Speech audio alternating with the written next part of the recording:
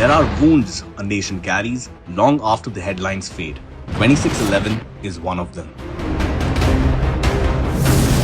Mumbai's night of fire, fear and heartbreak is etched into every Indian memory.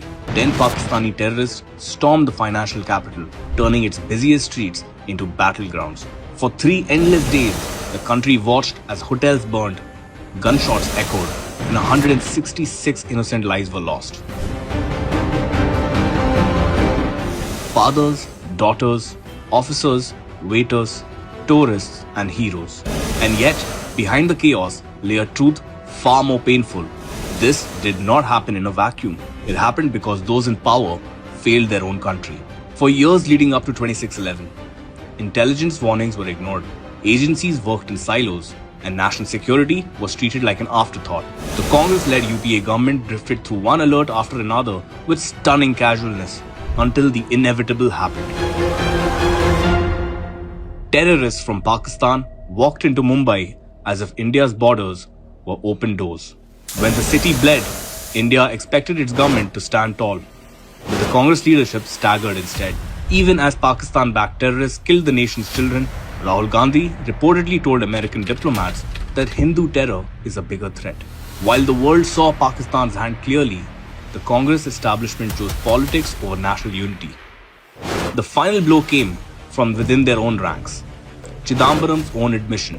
Apparently, the Prime Minister had discussed this even when the attack was going on. I don't know.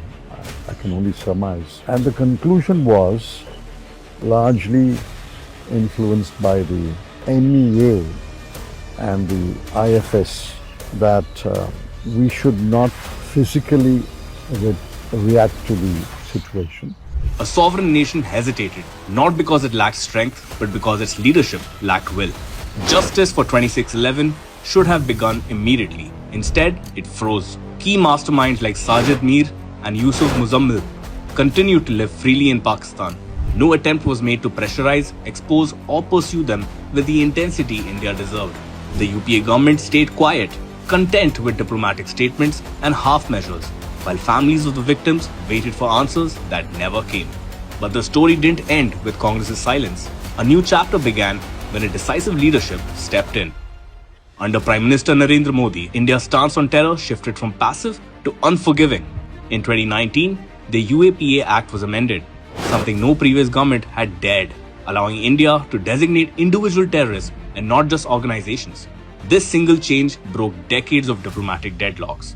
Soon after, the Modi government declared 18 more individuals as designated terrorists, including those who orchestrated 26/11 from the shadows of Pakistan. Sajid Mir, one of the main planners of the attack, and Yusuf Muzammil, LET's operations commander in Kashmir, and a key 26/11 accused were finally placed where they belonged, in India's terror blacklist. And then came the breakthrough the country waited 17 years for. Tahawwur Hussain Rana, Pakistani origin, Canadian American, a key conspirator in the 26/11 plot, lost his final appeal in the US Supreme Court. The US handed him over to India's NIA. 26/11 remains a scar, but it is no longer a forgotten one.